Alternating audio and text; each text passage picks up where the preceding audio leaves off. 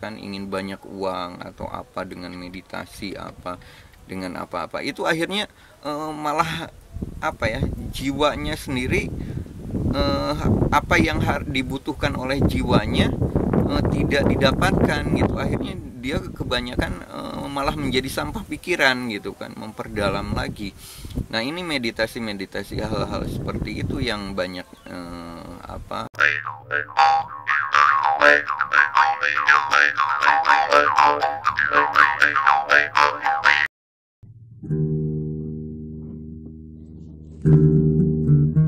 oke, tentang meditasi ya. Oke, meditasi. Oke, kita coba ya membahas tentang meditasi. Meditasi ini sebenarnya kalau dalam sejarah sih banyak ya. Hampir semua para pelaku spiritual gitu ya, atau orang-orang yang berkesadaran tinggi itu sering melakukan meditasi.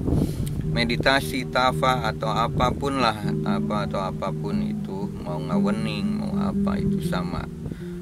Mungkin beda ya secara definisi, cuman secara tujuannya sebenarnya sama aja gitu sebenarnya. Lalu kalau saya sih ingin membahas dari segi manfaat secara intelektual ya, terhadap proses meditasi ini sendiri. Sebenarnya proses meditasi ini sendiri adalah untuk memahami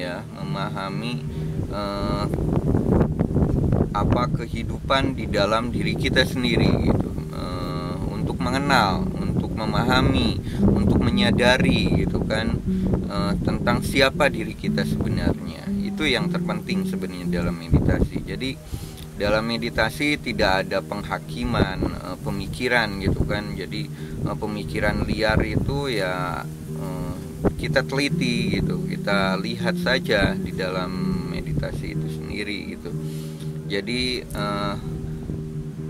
proses yang secara ini dia akan mengembalikan otak-otak atau pemikiran akal sehat kita itu menjadi kuat lagi gitu. Jadi ketika mungkin mendapatkan ketenangan gitu kan, dengan pola pikirnya menjadi tercerahkan atau apa, dia menyetel frekuensinya dengan apa yang dia yakini gitu kan.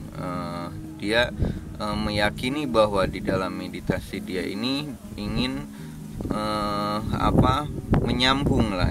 menyambung dengan satu entitas yang lebih tinggi gitu. Itu bisa terkoneksi dan dia mendapatkan sebuah ketenangan diri gitu ya, ketenangan batin atau apa. Itu adalah proses awal untuk manusia menemukan kecerdasannya gitu. Manusia bisa membaca dirinya, membaca setiap sel, setiap yang ada di dalam diri gitu, dari olah pikirannya, olah rasanya, apa dia menemukan gitu, berproses dalam keheningan itu. Akhirnya dia ada satu pembersihan lah, kalau seperti antivirus itu antivirus gitu, membuang sampah-sampah pikiran gitu kan, kembali netral lagi atau apa-apa. Itu salah satu media ya orang-orang dulu gitu untuk mendapatkan kecerdasan itu. Dia selain dia berpikir membuat satu perubahan di dalam kehidupan, dia mensterilkan diri atau menyeimbangkan dirinya secara spiritual itu dengan meditasi gitu. Itu. Nah, apa sih yang kekurangannya saat ini? Nah, saat ini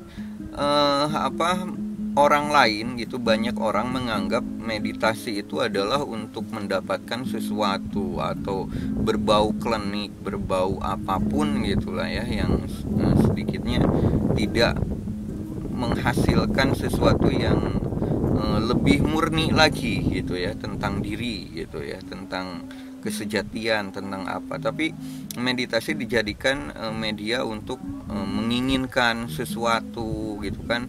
Jadi yang bermain itu bukan sebuah meditasi bagi saya, jadi sebuah permainan otak aja, gelombang otak gitu.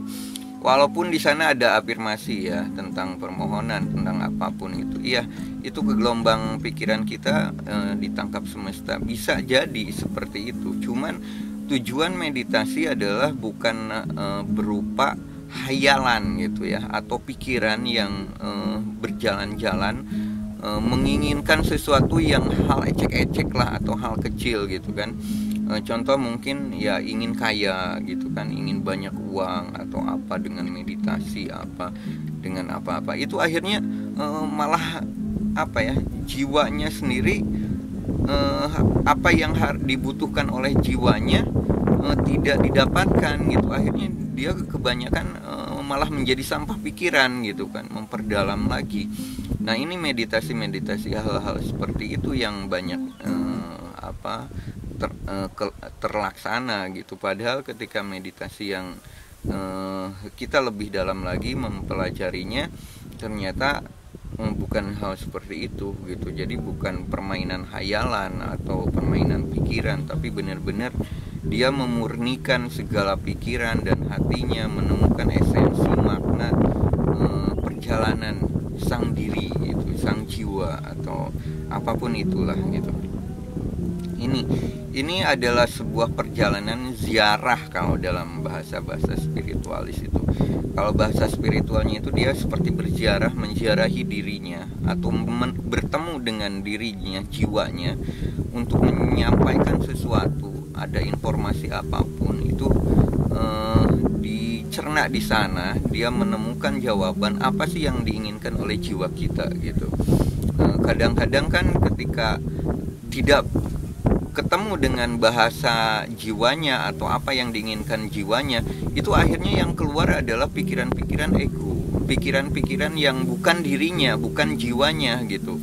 Akhirnya ego itu sendiri kan pikiran suram gitu ya. Jadi permainan pikiran yang akhirnya pikiran loncat-loncat. Jadi hal yang belum terjadi dipikirkan yang wah menyeramkan. Terus pikiran punya liar ya, kemana-mana gitu, dengan memikirkan bisa jadi siasat jahat kepada orang lain atau apa. Nah, ini pikiran gitu. Sedangkan di dalam meditasi atau ngawening atau apapun itu netral gitu. Dia membahasakan keinginan jiwanya, dia kemurnian ya, secara konektivitas ruhaninya itu ketemu gitu. Itu di dalam meditasi atau kholwat atau apapun lah, merenung atau apapun bahasanya sih. Itu hanya sekedar bahasa saja kalau saya lihat itu. Karena ya, pada intinya kan kita mengkonekkan jiwa kita gitu dengan frekuensi semesta gitu, atau frekuensi ilahi, keilahian atau apa itu gitu kan, menyambungkan, menyamakan frekuensi kita gitu. Akhirnya menimbulkan satu pemahaman yang lebih besar sebenarnya yang akan kita dapat, bukan hanya ketika bicara materi. Akhirnya manusia itu seperti tertambahlah kesadarannya gitu, kesadarannya semakin meninggi gitu. Nah, kesadaran inilah yang diharapkan di dalam meditasi, akhirnya menjadi sebuah kecerdasan gitu manusianya. Itu sih. Kalau saya membahas meditasi untuk kecerdasan bangsa, ada di konten di belakang saya ini. Saya pernah membahas dulu bagaimana meditasi bisa menjadi satu media kecerdasan sebuah bangsa gitu ya, dengan meditasi gitu. Itu saya udah pernah buat. Teman-teman bisa lihat di belakang. Ya, mungkin seperti itu ya Kang Cepot ya. Oke, kalau ada lagi nanti kita sambung lagi ya. Oke, ya, terima kasih. Assalamualaikum warahmatullahi wabarakatuh.